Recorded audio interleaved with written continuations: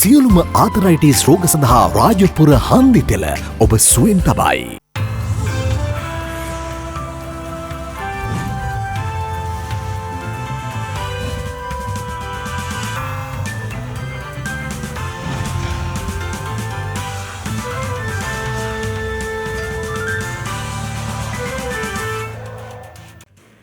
ආයුබෝවන් යථාර්ථවාදීව ලෝකයේ දෙස බලන්නට සත්‍ය සිදුවීම් සම්පීඩනයක පුවත් දිගහැරුම ශ්‍රද්ධා රූපවාහිනී 6:30 ප්‍රධාන ප්‍රවෘත්ති විකාශය සමගින් මම ලකිඳුණු අංග ප්‍රථමයෙන් සිරස්තල.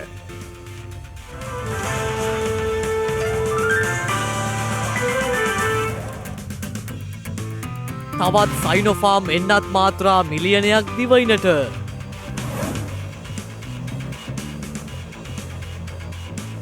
සිසුන් 100ට අඩු පාසල් මෙම මාසය තුලදී ආරම්භ කිරීමට රජයේ අවධානය.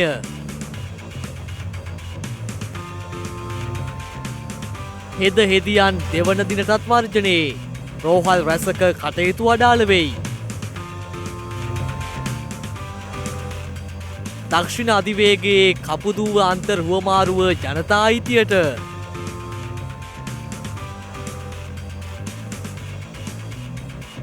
කැනඩාවේ උණුසුම් කාලගුණයෙන් 400කට අධික පිරිසක් ජීවිතක්ෂයට.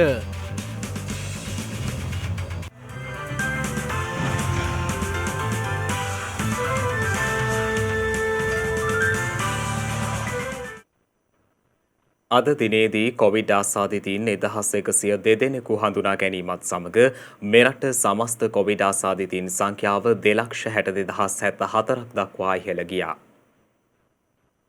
ඊයේ හඳුනාගත් නව කොවිඩ් ආසාදිතයින් 1883 දෙනා අතරින් 1815 දෙනෙකු අලුත් අවුරුදු කොවිඩ් පොකුරේ ආසාදිතයින් බවයි රජයේ ප්‍රවෘත්ති දෙපාර්තමේන්තුව සඳහන් කළේ. එමෙන්ම විදේශයන්හි සිට දිවයිනට පැමිණි පුද්ගලයින් 68 දෙනෙකුද ඊයේ ආසාදිතයින් ලෙස හඳුනාගෙන තිබුණා. ගත වූ දිනේ වැඩිම කොවිඩ්-19 ආසාදිතයින් සංඛ්‍යාවක් වාර්තා වුණේ ගම්පහ දිස්ත්‍රික්කයෙන්. එම සංඛ්‍යාව 342ක්. සෙසු ආසාදිතයින් දිවයිනේ අනිකුත් දිස්ත්‍රික්කවලින් වාර්තා වුණා. ඒ අනුව කළුතර දිස්ත්‍රික්කයෙන් වාර්තා වූ ආසාදිතයින් සංඛ්‍යාව 247ක් වන අතර කොළඹ දිස්ත්‍රික්කයෙන්ද ආසාදිතයින් 220ක් හඳුනා ගැනුණා. මේ මොහොතේ අපිට තියෙන්නේ අඩුවීමේ ප්‍රවණතාවය. මම හිතනවා මේ ප්‍රවණතාවය දිගටම පවත්වාගෙන යන්න අපිට පුළුවන් වෙයි කියලා. හැබැයි මේක සම්පූර්ණයෙන් තීරණය වෙන්නේ අලුත් පොකුරු මතුවෙනවාද නැද්ද කියන එක මත. දෙකින් දිගටම කියනවා මහජන පරීක්ෂකවරුන්ගේ සංගමයේ සභාපතිවරයා මේ ඩෙල්ටා ප්‍රභේදය හැමතැනම දැන් පැතිරලා තියෙන්නේ කියලා. ඒ කියන්නේ මොකක්ද කියන්නේ? ප්‍රභේදය පැතිරිලා තියෙන්නේ කියන එකට කොහොමද කියලා මම හිතන්නේ එහෙම ප්‍රකාශයක් කිරීමට තරම් සාක්ෂි තියනවාය කියලා. නමුත් පැතිරිලා තියෙන්න ඉඩ තියනවා කියන එකට නම් මම එකග වෙනවා. මොන ප්‍රභේදය තිබුණත් සෞඛ්‍ය විශේෂඥයන් දෙන්නා වූ උපදෙස් පිළිපැදලා කටයුතු කිරීම ඉතා වැදගත්. සෞඛ්‍ය පිළිවෙත් ටික ප්‍රභේදය අනුව වෙනස් වෙන්නේ නැහැ කියන එක පැහැදිලිව කියලානේ තියෙන්නේ. ඒ නිසා ප්‍රභේදය ගැන දැනුවත් වෙන එක බොහොම හොඳ කාරණයක්. තමුන්ගේ වගකීම ඉටු කරගෙන යාමේදී මොන ප්‍රභේදයේද කියන එක හොයන එක නෙමෙයි වැදගත් වෙන්නේ. සෞඛ්‍ය අංශ විසින් දෙන්නා වූ උපදෙස් අනුව කටයුතු කිරීම තමයි සිදු කළ යුත්තේ. මේ අතර පසුගිය 30 වනදා සිදු වූ කොවිඩ් ආසාදිත පුද්ගල මරණ 43ක් සෞඛ්‍ය සේවා අධ්‍යක්ෂ ජනරාල්වරයා විසින් ඊයේ පස්වරුවේ තහවුරු කළා. කාන්තාවන් 16 දෙනෙකු සහ පිරිමි පුද්ගලයන් 27 දෙනෙකු ලෙස ජීවිතක්ෂයට පත් වී තිබෙනවා. ඒ අතර අවුරුදු 30ත් 59ත් අතර මරණ 6ක් සිදුව ඇති අතර අවුරුදු 60 ඉක්ම වූ පුද්ගල මරණ සංඛ්‍යාව 37ක් ලෙසයි දැක්වෙන්නේ. ඒ අනුව මෙරටින් වාර්තා වන සමස්ත කොවිඩ් ආසාදිත පුද්ගල මරණ සංඛ්‍යාව 3120ක් දක්වා ඉහළ ගියා. මේ අතර චීනයේ නිෂ්පාදිත සයිනෝෆාම් එන්නතේ මාත්‍රා මිලියනයක් දිවයිනට රැගෙන විත් තිබුණා. අදාළ එන්නත් මාත්‍රා තොගය UL 869 දරන ගුවන් යානයෙන් අදාළුවම 4:30ට චීනයේ බේජිං සිට කටුනායක ගුවන් තොටුපළ වෙත රැගෙන ආ බවයි ශ්‍රී ලංකන් ගුවන් සේවයේ මාධ්‍ය කළමනාකරු දීපාල් පෙරේරා මහතා සඳහන් කළේ. එම එන්නත් කොළඹ පිහිටි මධ්‍යම එන්නත් ගබඩා සංකීර්ණය වෙත ලොරි රථ මගින් ප්‍රවාහනය කෙරුණා. ඖෂධ නිෂ්පාදන සැපයීම් හා නියාමන රාජ්‍ය අමාත්‍ය මහාචාර්ය චන්න ජයසුමන මහතා සඳහන් කළේ පළමු ෆයිසර් එන්නත් මාත්‍රා තොගය ලබන සඳුදා දිනේදී මෙරටට ලැබෙනු ඇති බවයි. මේ අතර උසස් අධ්‍යාපනය සහ වැඩිදුර අධ්‍යාපනය සඳහා විදේශගත වන පුද්ගලයන් සඳහා කොවිඩ් එන්නත් ලබා දීමේ වැඩසටහන ක්‍රියාත්මක කර තිබෙනවා. ඒ අනුව ඒ සඳහා ලියාපදිංචි වීමේ කටයුතු අද සිට සිදු කළ හැකි බවයි කොවිඩ්-19 පැතිරීම වැළැක්වීමේ ජාතික ක්‍රියාන්විත මධ්‍යස්ථානය සඳහන් කළේ. මේ අතර කොවිඩ් අවදානම සැලකිල්ලට ගනිමින් එක්සත් අරාබි එමිරාත් රාජ්‍ය විසින් සිය වැසියන්ට ශ්‍රී ලංකාව ඉන්දියාව ඇතුළු රටවල් 14ක සංචාරය කිරීම තාවකාලිකව තහනම් කර තිබෙනවා. ශ්‍රී ලංකාව, ඉන්දියාව, පාකිස්තානය, බංගලාදේශය, නේපාලය, දකුණු අප්‍රිකාව, වියට්නාමය ඇතුළු රටවල් 14ක් සඳහා ලබන මාස 21 වන දින දක්වා බල පැවැත්වෙන පරිදි එම තහනම පනවා ඇති බවයි විදෙස් මාධ්‍ය වාර්තා කළේ. එමෙන්ම ශ්‍රී ලංකාව ඇතුළු අදාළ රටවල සිට එක්සත් අරාබි එමිරාත් රාජ්‍ය වෙත පැමිණෙන ගුවන් ගමන්ද ලබන 21 වන දින දක්වා අත්හිටුවීමට ඔවුන් පියවරගෙන තිබෙනවා. විශේෂයෙන් ඩෙල්ටා කොවිඩ් ප්‍රභේදයේ අවදානම හේතුවෙන් එරට බලධාරීන් එම තීරණය ගෙන ඇති බවයි වාර්තා වන්නේ. මේ අතර කොළඹ, ගම්පහ, රත්නපුර සහ නුවරඑළිය දිස්ත්‍රික්කවල ප්‍රදේශ කිහිපයක් අද පෙරවරු 6 සිට හුදකලා කර තිබෙනවා. ඒ අනුව කොළඹ දිස්ත්‍රික්කයේ නුගේගොඩ පොලිස් බල ප්‍රදේශයේ ඔබේසේකරපුර 514 සී ග්‍රාම නිලධාරී වසම අද උදෑසන සිට හුදකලා වනු ඇති. එමෙන්ම ගම්පහ දිස්ත්‍රික්කයේ වත්තල පොලිස් බල ප්‍රදේශයේ හැඳල උතුර ග්‍රාම නිලධාරී වසමේ ඕලන්ද ගම්මානය සහ රබර්වත්ත ගම්මානයේද කොවිඩ් ව්‍යාප්තිය සැලකිල්ලට ගනිමින් හුදකලා කර තිබෙනවා. එසේම රත්නපුර දිස්ත්‍රික්කයේ කිරියල්ල පොලිස් වසමේ මාටුවාගලවත්තෙහි උඩ කොටස මෙන්ම නුවරඑළිය දිස්ත්‍රික්කයේ බොගවන්තලාව පොලිස් වසමේ කොටියාගලවත්ත පහළ කොටසද හුදකලා කරනු ඇති.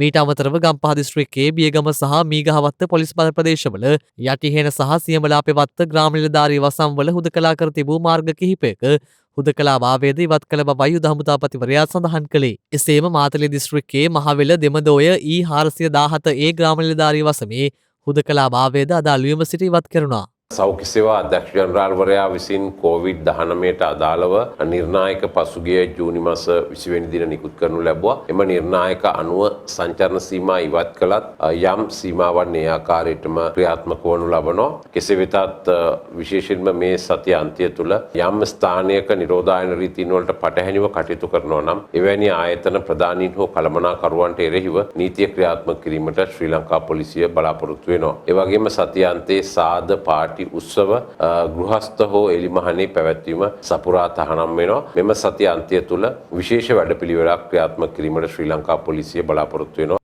මේ වන විට වෛරසය ආසාදිතව රෝහල්වල ප්‍රතිකාර ලබන සමස්ත පුද්ගලයන් සංඛ්‍යාව 29413ක් වන අතර වෛරසය ආසාදිතව සිට සුවය ලැබූ සමස්ත පුද්ගලයන් සංඛ්‍යාව දැක්වෙන්නේ 2,29,541ක් ලෙසයි. බස්නාහිර පළාතේ වයස අවුරුදු 30ට වැඩි සියලු දෙනාට ජූලි මාස අවසන් වීමට පෙර කොවිඩ් එන්නත ලබා දී අවසන් කරන ලෙස ජනාධිපති ගෝඨාභය රාජපක්ෂ මහතා සෞඛ්‍ය අංශ වෙත උපදෙස් ලබා දී තිබෙනවා. ඒ කොවිඩ් මර්ධන විශේෂ කමිටුව සමග අද පැවති සාකච්ඡාවේදී මේ වන විට කොළඹ දිස්ත්‍රික්කයේ වයස අවුරුදු 30ට වැඩි වයස්කාණ්ඩයේ 60%කටත්, ගම්පහ දිස්ත්‍රික්කයේ 47%කට සහ කළුතර දිස්ත්‍රික්කයේ 34%කට පළමු මාත්‍රාව ලබා දී තිබෙනවා. ඇනෝම් සම්පූර්ණ කර ඇති එන්නත් ලැබීමත් සමග දිවයිනේ සියලු ප්‍රදේශවල ඉහළ ප්‍රතිශතයකට එන්නත ලබා දීමේ අවශ්‍යතාවයද ජනාධිපතිතුමා සඳහන් කළ බවයි නිවේදනයක් නිකුත් කරමින් ජනාධිපති මාධ්‍යාංශය සඳහන් කළේ. දෙවන මාත්‍රාව සඳහා අවශ්‍ය AstraZeneca එන්නත් ප්‍රමාණය ඉක්මනින් ලැබෙනු ඇතැයි ජනාධිපතිතුමා හිදී විශ්වාසය පළ කර තිබෙනවා. ඒ අනුව AstraZeneca එන්නත ලබාගෙන ඇති සියලු දෙනාට එහි දෙවන මාත්‍රාව විධිමත් ආකාරයෙන් ලබා දීමට සැලසුම් කරන ලෙසයි ජනාධිපතිවරයා සෞඛ්‍ය නිලධාරීන්ට උපදෙස් ලබා දී ඇත්තේ. එම අවස්ථාව සමගින් සම්බන්ධ වූ කොවිඩ් මර්ධන විශේෂඥ කමිටුවේ සමාජික විශේෂඥ වෛද්‍ය ප්‍රසන්න ගුණසේන මහතා සඳහන් කළේ AstraZeneca එන්නත ලබාගත් අයෙකුට දින 45ක් යනතෙක් එහි දෙවන මාත්‍රාව ලබා ගැනීමේ හැකියාව පවතින බවයි. ඒ අනුව පසුගිය සඳුදා සිට රෝහල් තුලදී එන්නත් කරණය ආරම්භීමත් සමග දිවයින පුරා එම ක්‍රමවේදය අඛණ්ඩව ක්‍රියාත්මක කිරීමට පියවර ගෙන ඇති බවයි එම නිවේදනයේ වැඩිදුරටත් සඳහන් වුණේ. පවතින තත්ත්වය හමුවේ මේ වන විට වසා දමා ඇති පාසල් විවෘත කිරීමේ ආරම්භක පියවරක් ලෙස ළමුන් 100ට අඩු පාසල් මෙම මාසය තුලදී විවෘත කිරීමට සැලසුම් කර ඇති බව අධ්‍යාපන අමාත්‍ය මහාචාර්ය ජී.එල්. පීරිස් මහතා පවසනවා. අපේ රටේ තිබෙනවා ළමයින් 50කට අඩුව ඉන්න පාසල් 1439. ළමයි 51යි 100යි අතර ඉන්න පාසල් තියෙනවා 1523ක්. ඒ කියන්නේ පාසලකට ළමයි 100කට අඩුවෙන් ඉන්න පාසල් අපේ රටේ තිබෙනවා 2962ක්. එම නිසා මේ පාසල් ප්‍රථම පියවරක් හැටියට විවෘත කිරීම සඳහා ප්‍රායෝගික වැඩපිළිවෙලක් කාලෝචිතයි කියන තීරණයට අපි එළඹුණා ඊයේ අතිගරු ජනාධිපතිතුමා සමග පැවැත් වූ සාකච්ඡාවේදී. ඒ නිසා සෞඛ්‍ය බලධාරීන්ගේ අනුමැතියට යටත්ව මේ මාසයේ ඒ පියවර ගැනීමට අධ්‍යාපන අමාත්‍යාංශය උත්සාහ දරනවා. හැබැයි එසේ කිරීම සඳහා අත්‍යවශ්‍ය දෙයක් තමයි ගුරුවරුන්ට එන්නත් ලබා දීම. ඊයේ අතිගරු ජනාතුමා අනුමත කළා. ගුරුවරුන්ට එන සතියෙම මේ එන්නත් ලබා දෙන්නේ කියලා. ඒතර ඒ වගේම ක්ෂණික පියවරක් හැටියට අපි තව තීරණයක් ගත්තා. අන්තර්ජාල පහසුකම් නැති පළාත්වල දූ දරුවන්ගේ ප්‍රයෝජනය සඳහා රට පුරාම මධ්‍යස්ථාන 2000ක් පමණ විවෘත කිරීමට. මේවා සඳහා අපි පාවිච්චි කරනවා මහින්දෝදය විද්‍යාගාර, ඒ වගේම පාසල්, පන්සල්, ප්‍රජාශාලාවල් වැනි දේවල්. ඒ ස්ථාන පිළිබඳ තීරණ ගැනීම අපි භාර කළා කලාප අධ්‍යාපන අධ්‍යක්ෂකවරුන්ට, විදුහල්පතිවරුන්ට හා දිස්ත්‍රික් සංවර්ධන කමිටුවල සභාපතිවරු හා සමාජිකවරුන්ට. අපි බලාපොරොත්තු වෙනවා එන සඳුදා, ඒ කියන්නේ ජූලි 5 වෙනිදා මේක ආරම්භ කිරීමට. දැනටම හඳුනාගෙන තියෙනවා මේ විදිහේ මධ්‍යස්ථාන 2096ක්. ඒතර මේ වැඩපිළිවෙල ඉතාමත් ඉක්මනින් දියත් කිරීම හරහා මේ අසීරු තත්වය තුළ අපේ සිසු දූ දරුවන්ට සෑහෙන සහනයක් ලැබෙයි කියලා අපි විශ්වාස කරනවා. සීක්‍ර ව්‍යාප්තියක් සහිත ඩෙල්ටා කොවිඩ් ප්‍රභේදය ආසාදනය වූවන් ඇමරිකාවේ සියලු ප්‍රාන්තවලින් හඳුනාගෙන ඇති බව එරට සෞඛ්‍යංශ පෙන්වා දෙනවා. ලොවපුරා සීග්‍රෙන් ව්‍යාප්ත වන ඩෙල්ටා කොවිඩ් ප්‍රභේදය ආසාදනය වූවන් ඇමරිකාවේ සියලු ප්‍රාන්තවලින් හඳුනාගෙන තිබෙනවා. ඇමරිකානු වසංගත රෝග ප්‍රධානී ඇන්තනි ෆෝචි ප්‍රකාශ කර ඇත්තේ ඇමරිකාවේ ප්‍රාන්ත 50න්ම මේ වන විට ඩෙල්ටා කොවිඩ් ප්‍රභේදය ආසාදනය වූවන් හඳුනාගෙන ඇති බවයි. ඒ අනුව එරට සමස්ත COVID-19 ආසාදිතයන්ගේ 26% ඩෙල්ටා කොවිඩ් ප්‍රභේදය ආසාදිත වූවන් බවට අනාවරණය වී ඇති බවයි ඔහු ප්‍රකාශ කර ඇත්තේ. මේ අතර යුරෝපය නව කොවිඩ් රැල්ලක අවධානමේ පසුවන බව ලෝක සෞඛ්‍ය සංවිධානය අනතුරු අඟවනවා. ගත වූ සතිය තුළ පමණක් යුරෝපයේ නව ආසාදිතයන් වාර්තාවීම 10%කින් ඉහළ ගොස් ඇති බවයි ලෝක සෞඛ්‍ය සංවිධානය ප්‍රකාශ කර ඇත්තේ. නව කොවිඩ් ප්‍රභේද ව්‍යාප්තවීම, පුද්ගල එක්රැස්වීම, එන්නත් කරන ක්‍රියාවලියේ දුර්වලතා ආදී කරුණු පවතින අවධානම ඉහළ යාමට හේතු වී ඇති බවද ලෝක සෞඛ්‍ය සංවිධානය අනාවරණය කර තිබෙනවා. විශේෂයෙන් සීග්‍ර ව්‍යාප්තියක් සහිත ඩෙල්ටා කොවිඩ් ප්‍රභේදය යුරෝපා රටවල් රැසකට දැඩි තර්ජනයක් වී තිබෙනවා. අගෝස්තු මාස අවසානය වන විට යුරෝපා රටවලින් වාර්තා වන ආසාදිතයන්ගෙන් 90%කටම ඩෙල්ටා කොවිඩ් ප්‍රභේදය හේතු විය හැකි බවටයි ලෝක සෞඛ්‍ය සංවිධානය පෙන්වා දී ඇත්තේ. මේ අතර ඉන්දියාවෙන් වාර්තා වන සමස්ත කොවිඩ් ආසාදිත මරණ සංඛ්‍යාව ලක්ෂ 4 සීමාව ඉක්මවා ගොස් තිබෙනවා. ඒ ගත වූ දිනේ ඉන්දියාවෙන් කොවිඩ් මරණ 796ක් වාර්තා වීමත් සමගයි. එමෙන්ම ඉන්දියාවෙන් නව ආසාදිතයන් 43360 දෙනෙකු ඊයේ හඳුනා ගැනීමත් සමග එරට සමස්ත කොවිඩ් ආසාදිතයන් සංඛ්‍යාව 3,04,53,937ක් ලෙසයි දැක්වෙන්නේ. මේ වන විට ඉන්දියාවෙන් වාර්තා වන ඩෙල්ටා කොවිඩ් ප්‍රභේදයේ විකෘති ප්‍රභේදය වන ඩෙල්ටා ප්ලස් ප්‍රභේදය හේතුවෙන් නැවත වරක් එරට කොවිඩ් ආසාදිතයන් වර්ධනය වෙමින් පවතින බවයි එරට සෞඛ්‍යංශ පෙන්වා දෙන්නේ. එමෙන්ම ඉන්දියාවේ ගංගා නදිය ආශ්‍රිතව බුහුමදානය කළ කොවිඩ් මෘතදේහ මේ වන විට ගංගා නදිය තුළ පාවෙමින් පවතින බව ඉන්දිය මාධ්‍ය පෙන්වා දෙනවා. ඒ මෝසම් කාලගුණය සක්‍රිය වීමත් සමග ගංගා නදියේ ජල මට්ටම ඉහළ යාම හේතුවෙන් ඒ අනුව ගංගාව දෙපස ජීවත්වන සහ ගංගාව පරිභෝජනයට ගන්නා ජනතාව දැඩි පීඩාවට පත්ව ඇති බවයි එරට මාධ්‍ය වාර්තා පෙන්වා දෙන්නේ. කෙසේ වෙතත් එම තත්ත්වයේ හේතුවෙන් ගංගාව දෙපස ජනතාව ආශ්‍රිතව විවිධ රෝගාබාධ තත්ත්වයන් ඇතිවීමේ අවදානමක් පවතින බවද එරට සෞඛ්‍යංශ පෙන්වා දෙනවා.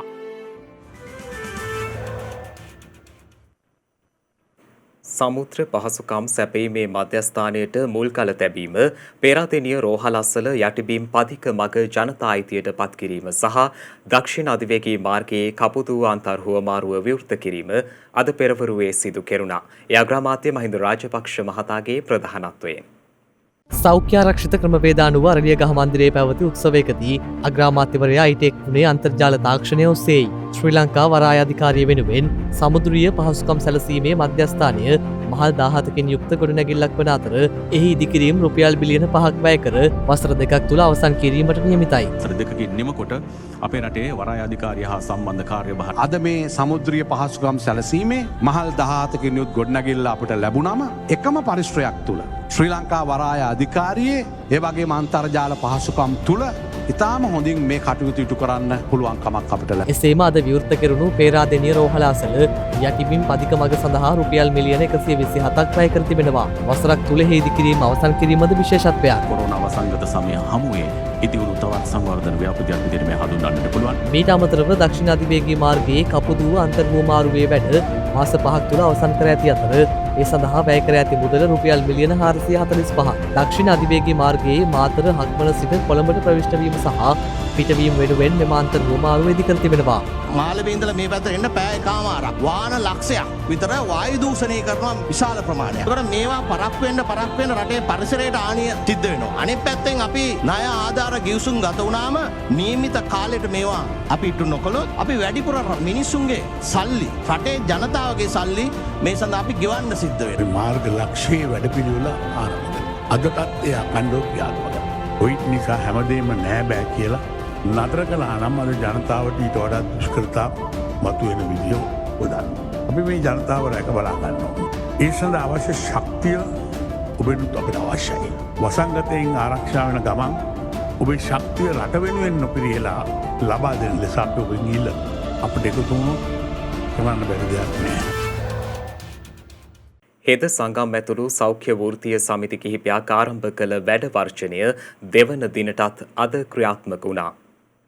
උසස් වීම් සහ දීමන ඇතුළු ඉල්ලීම් කිහිපයක් මුල් කර ගනිමින් හෙද වෘත්තීය සමිති 3ක් ඊයේ ආරම්භ කළ වෘත්තීය ක්‍රියාමාර්ගය අද දිනේත් ක්‍රියාත්මක වනවා. මේ හේතුවෙන් රෝහල් රැසක කටයුතු අද දිනේත් අඩාල වුණා. කොවිඩ් ප්‍රතිකාර සිදු කරන සහ අත්‍යවශ්‍ය රෝහල් කිහිපයක හැර කොළඹ ජාතික රෝහල ඇතුළු රෝහල් රැසක මෙම වර්ජනය ක්‍රියාත්මක වන බව පැවසුවත් කොවිඩ් ප්‍රතිකාර රෝහල් තුලද වර්ජනය ක්‍රියාත්මක වූ බවයි වාර්තා වුණේ. හෙද ව්‍යවස්ථාව සංශෝධනය කිරීම, හෙද සේවය උපාධිධාරී සේවයක් බවට පත් කිරීම සහ උසස් වීම හා අතිකාල දීමනා සම්බන්ධ ගැටලු ඇතුළු ඉල්ලීම් 9ක් මුල් කර ගනිමිනුයි මෙම වෘත්තීය ක්‍රියාමාර්ගය ක්‍රියාත්මක වන්නේ. රජයේ හෙද නිලධාරීන්ගේ සංගමය, සමස්ත ලංකා හෙද සංගමය සහ රාජ්‍ය සේවා එක්සත් හෙද සංගමය යන සංගම් කිහිපයක් එම වර්ජනයට එක්ව සිටිනවා. රජයේ හෙද නිලධාරීන්ගේ සංගමේ කැඳවුම්කරු සමන් රත්නප්‍රිය මහතා සඳහන් කළේ අත්‍යවශ්‍ය සේවාවන්ට බාධාවක් නොවන අයුරින් එම වර්ජනය ක්‍රියාත්මක වන බවයි. අද දවසේ ක්‍රියාමාර්ගය පැය 24 පුරාම යනවා. මේක පැය 48ක ක්‍රියාමාර්ගයක්. හෙට උදේ 7ට තමයි මේ ක්‍රියාමාර්ගය අවසන් වෙන්නේ. යම් යම් ධනාත්මක ප්‍රතිචාරයන් අපිත් එක්ක කතා කරලා විසඳන්න උත්සාහ කරොත් සෞඛ්‍ය අමාත්‍යාංශයේ ආණ්ඩුව ඕනෑම මොහොතක මේ ක්‍රියාමාර්ගය නතර කරන්න පුළුවන්. නමුත් එහෙම පිළිගත් නිල සාකච්ඡාවක් මේ මොහොත වෙනකොට නැහැ. මේ අතර මහනුවර ජාතික රෝහලේද රෝගීන් දැඩි ලෙස අපහසුතාවයකට පත්ව සිටින ආකාරයක් දැක ගැනීමට හැකි වූ බවයි අප වාර්තාකරු සඳහන් කළේ. ඇවිල්ලා ඉන්නවා මාත්‍ය උදේ ඉඳලා තවම නැහැ මොනවත්ම තීරණයක්. 4:00 මෙතෙන් එනකොට එයා පිළිනම් බඩගින්න ඉතින් ඉන්නවා මේ ඩොක්ටර් කෙනෙක් නැහැ. ඉතින් කීලත් නැහැ කවුරුත් නැහැ.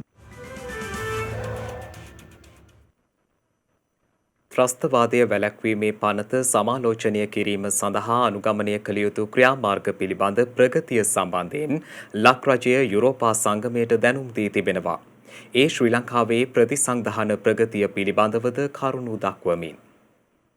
නිවේදනයක් නිකුත් කරමින් විදේශ අමාත්‍යාංශය සඳහන් කළේ දැනට පවත්නා නීති සම්පාදනයේ අතීත භාවිතයන් සහ ජාත්‍යන්තර විශිෂ්ට පරිචයන් අධ්‍යයනය කිරීමත් සමග 1979 අංක 48 දරන ත්‍රස්තවාදී වැළැක්වීමේ පනතේ විධිවිධාන නැවත සලකා බැලීම සඳහා කෙරෙන කාර්යයන් පිළිබඳව යුරෝපා සංගමයට දැනුම් දී ඇති බවයි. ත්‍රස්තවාදයේ වැළැක්වීමේ පනත සමාලෝචනය කිරීම සහ දෙමසක් ඇතුළත අමාත්‍ය මණ්ඩලයේ වෙත වාර්තාවක් ඉදිරිපත් කිරීම පිණිස අමාත්‍ය මණ්ඩලීය අනු කමිටුවක් සහ අමාත්‍ය මණ්ඩලීය අනු කමිටුවට සහයවීම සඳහා නිලධාරීන්ගේ කමිටුවක් පත් කිරීම සඳහා ජූනි 21 වනදා අමාත්‍ය මණ්ඩලය තීරණය ගනු ලැබූ බවත් යුරෝපා සංගමයට දැනුම් දුන් බවත් විදේශ අමාත්‍යාංශය සඳහන් කළා. මේ සඳහා වූ නිලධාරීන්ගේ කමිටුව අධිකරණ ආරක්ෂක විදේශ කටයුතු මහජන ආරක්ෂාව යන අමාත්‍යංශය සහ නීතිපති දෙපාර්තමේන්තුව නීති කෙටුම්පත් දෙපාර්තමේන්තුව ශ්‍රී ලංකා පොලිසිය සහ ජාතික බුද්ධි අංශ ප්‍රධානී කාර්යාලයේ ජ්‍යෙෂ්ඨ නියෝජන සහිතව පත්කර ඇත්තේ ජූනි 24 වනිදායි. ජනාධිපතිවරයා විසින් ආණ්ඩු ක්‍රම ව්‍යවස්ථාවේ 34 වන වගන්තිය ප්‍රකාරව තම බලතල ක්‍රියාත්මක කරමින් ත්‍රස්තවාදයේ වැළැක්වීමේ පනත යටතේ වරදකරුවන් කොට දඬුවම් නියම කරනු ලැබ සිටි හිටපු LTTE සමාජිකයන් 16 දෙනෙකුට ජූනි 24 වෙනි දින සමාව දුන් බවද විදේශ අමාත්‍යාංශය යුරෝපා සංගමයට දැනුම් දී තිබෙනවා. මෙම ක්‍රියාවලියේ කොටසක් ලෙස වර්තමාන GSP+ අධීක්ෂණ චක්‍රය පිළිබඳ පසුවිපරම් ප්‍රශ්න ලැයිස්තුව සඳහා ශ්‍රී ලංකා රජයේ පුළුල් ප්‍රතිචාරය එකඟ වූ කාලරාමුව පිළිපදිමින් විදේශ අමාත්‍යාංශය විසින් යුරෝපා කොමිසම වෙත රාජ්‍යතාන්ත්‍රික මාර්ග ඔස්සේ ලබා දී තිබෙනවා. මේ අතර GSP+ සහනය පිළිබඳව රජයේ ප්‍රවෘත්ති දෙපාර්තමේන්තුවේ පැවති සාකච්ඡාවකදී රාජ්‍ය අමාත්‍ය අජිත් නිවාඩ් කබ්‍රාල් මහතා මෙසේ අදහස් පළ කළා. දැන් අවතාරක් GSP Plus එක අයින් කරනවා නම් අපි කොහොමද ඒකට මුහුණ දෙන්නේ කියන එකට අපි යොමු වෙනට අවශ්‍යයි. ඒකෙන් කිසි බාධාවක් ඇති වෙලාවත් එක්ක සාකච්ඡා කරලා කොහොමද මේකට මුහුණ දෙන්නේ කියන එකත් අපි දැන් යොමු වෙලා තියෙනවා. අපි ගේසරේ මුහුණ දුන්නා වගේම මේසරේ මුහුණ දෙන්න අවශ්‍යයි. මේ රටේ ස්වෛරීභාවය රැක ගන්න ගමන් ආර්ථිකයත් රැක ගැනීමට අපි කටයුතු කළ යුතුයි. යම් කිසි බාධාවක් එකට වෙනවා නම් අපි ඒකට මුහුණ දෙන්නත් අවශ්‍යයි. පිළිතුරු හොයාගන්නත් අවශ්‍යයි. අපි එතනට යොමු වෙනවා. ඉදිරි කාලේදී අපි ඒකට යොමු වෙලා ඒ පිළිතුරුත් හොයා ගැනීමට බලාපොරොත්තු වෙනවා. අන්තරාය කර රසායනික ද්‍රව්‍ය වලින් ආරක්ෂා වීම පිළිබඳව ශ්‍රී ලංකාවේ ප්‍රතිපත්තියට 2021 අනාගත ප්‍රතිපත්ති සඳහා වූ ඔස්කා සම්මානය හිමිව තිබෙනවා. ඒ අනුව එක්සත් රාජධානියේ ශ්‍රී ලංකා කොමසාරිස් කාර්යාලය විසින් සඳහන් කර ඇත්තේ ශ්‍රී ලංකාව තුළ ක්‍රියාත්මක කෙරෙන අන්තරාය කර රසායනික ද්‍රව්‍ය වලින් ආරක්ෂා වීම පිළිබඳ ප්‍රතිපත්තිය ලොව හොඳම ප්‍රතිපත්ති පිළිබඳ ඔස්කා සම්මානය ලෙස සැලකෙන 2021 අනාගත ප්‍රතිපත්ති සඳහා වූ සම්මානයෙන් පිදුම් ලැබීමට නියමිත බවයි. ඒ අනුව 2021 අනාගත ප්‍රතිපත්ති සම්මාන උළෙලේදී ශ්‍රී ලංකාවට හිමි සම්මානය සහ වෙනත් ජයග්‍රාහී ප්‍රතිපත්ති සඳහා වූ සම්මාන පිරිනැමීම ජූලි මාස 6 වැනි දින අන්තර්ජාලය ඔස්සේ සිදු කිරීමටයි නියමිතව ඇත්තේ. ශ්‍රී ලංකාවට මෙම සම්මානය දිනා ගැනීම සඳහා ශ්‍රී ලංකාවේ 1980 අංක 33 දරන පලිබෝධනාශක පාලනය කිරීමේ පනත සහ 1997 සියදිවි නසා ගැනීම වැළැක්වීමේ ජාතික ප්‍රතිපත්ති හා ක්‍රියාකාරී සැලැස්ම හේතු වී ඇති බව ශ්‍රී ලංකා මහ කොමසාරිස් කාර්යාලය පෙන්වා දී තිබෙනවා. එමෙන්ම මිනිස් සෞඛ්‍ය සහ පරිසරය රසායනික ද්‍රව්‍යවලට නිරාවරණය වීමෙන් ඇතිවන අහිතකර බලපෑම් අවම කරන වඩාත් ඵලදායී ප්‍රතිපත්ති මෙම සම්මාන ප්‍රදානයේදී සැලකිල්ලට ගෙන තිබීමද විශේෂත්වයක්. එමෙන්ම මෙම සම්මාන ප්‍රදාන උළෙලට සහභාගී වීමට සහ 2021 අනාගත ප්‍රතිපත්ති සම්මානය සඳහා වන ජයග්‍රාහී ප්‍රතිපත්ති පිළිබඳ වැඩිදුර තොරතුරු දැන ගැනීම සඳහා www.worldfuturecouncil.org/chemicals යන වෙබ් අඩවිය වෙත පිවිසන ලෙසද බ්‍රිතාන්‍ය ශ්‍රී ලංකා මහ කොමසාරිස් කාර්යාලය විසින් දැනුම් දී තිබෙනවා.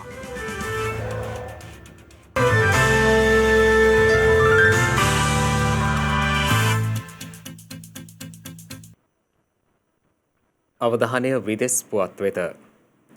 කැනඩාවේ බටහිර ප්‍රදේශයට බලපා ඇති අධික උණුසුම් සහිත කාලගුණ තත්ත්වයේ හේතුවෙන් පුද්ගලයන් රැසක් ජීවිතක්ෂයට පත්ව ඇති බව විදෙස් මාධ්‍ය වාර්තා කළා. කැනඩාවේ බටහිර ප්‍රදේශයට බලපා ඇති අධික උණුසුම් කාලගුණ තත්ත්වයේ හේතුවෙන් දින 5ක් ඇතුළතදී පුද්ගලයන් 486 දෙනෙකු ජීවිතක්ෂයට පත්ව තිබෙනවා. වැඩිහිටි පුද්ගලයන් සහ රෝගවලින් පෙළෙනු පුද්ගලයන් මෙලෙස උෂ්ණත්වය දරා ගැනීමට නොහැකිව ජීවිතක්ෂයට පත්ව ඇති බවද විදෙස් මාධ්‍ය වාර්තා කළා. විදෙස් මාධ්‍ය සඳහන් කළේ උණුසුමත් සමග ඇතැම් ප්‍රදේශවල මාර්ගවලට යොදා ඇති තාරද උණු වී ඇති බවයි. එසේම උණුසුමත් සමග ඇති වූ ලැව්ගින්නක් හේතුවෙන් කැනඩාවේ බ්‍රිටිෂ් කොලොම්බියාහි පිහිටි ලිටන් නගරයේ උණුසුම සෙල්සියස් අංශක 49 ඉක්මවා ගොස් තිබෙනවා. ඒ හේතුවෙන් එම නගරයේ යටිතල පහසුකම් වලට විශාල හානියක් සිදුව ඇති බවයි විදෙස් මාධ්‍ය වාර්තා කළේ. එය මෑතකාලීනව කැනඩාවෙන් වාර්තා වූ ඉහළම උෂ්ණත්වයයි. මෙම තත්ත්වය ඉදිරි දින කිහිපයේදීත් අපේක්ෂිත බවයි එරට කාලගුණ අංශ පෙන්වා දී ඇත්තේ. මේ අතර මාස 9ක කාලයක් පුරාවට සුරතල් බලලුන් ඝාතනය කිරීමේ සිද්ධියකට සම්බන්ධ පුද්ගලයෙකු බ්‍රිතාන්‍ය අධිකරණයකින් වරදකරු කර තිබෙනවා. ඒ අනුව ඔහු විසින් 2018 වසරේ ඔක්තෝබර් මාස සිට 2019 වසරේ ජූනි මාසය දක්වා කාලය තුළ නැගෙනහිර සසෙක්සි බ්‍රයිටන් හිදී බලලුන් 16 දෙනෙකුට අමානුෂීය ලෙස පහර දී තිබෙනවා. ඉන් 9 දෙනෙක් මිය ගොස් ඇති අතර 7 දෙනෙකු තුවාල ලබා ඇති බවයි විදෙස් මාධ්‍ය වාර්තා කළේ. ඒ හේතුවෙන් වසර 10ක සිරදඬුවමක් එරට අධිකරණය විසින් නියම කර තිබෙනවා. අදාළ පුද්ගලයා එරට හිටපු නාවික හමුදා නිලධාරියෙකු වන බවද විදෙස් මාධ්‍ය වාර්තා වැඩිදුරටත් සඳහන් කළා.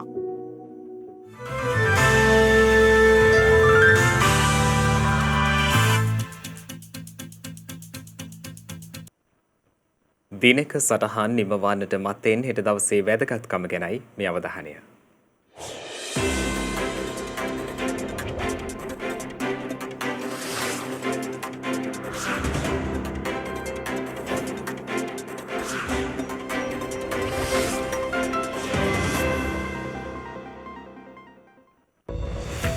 හෙට ජූලි 3 වැනිදා ජාත්‍යන්තර සමූපකාර දිනය ජූලි මාස 3 වන දිනට එනම් හෙට දිනයට යෙදී තිබෙනවා.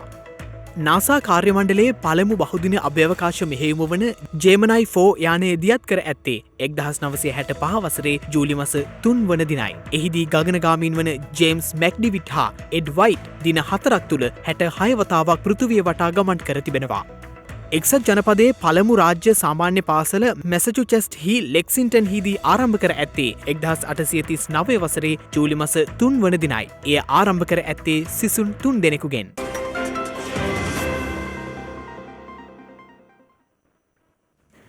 ඒ සමගින් ශ්‍රද්ධා ප්‍රධාන ප්‍රවෘත්ති විකාශය නිමාවට පත්වනවා. හමුවෙමු හෙටත් සවස 6:30ට. තෙරුවන් සරණයි. නමෝ බුද්ධාය. මෙවැනි වැදගත් පුවත් නැරඹීම සඳහා ශ්‍රද්ධා TV නිවුස් Facebook පිටුවට ලයික් කරන්න.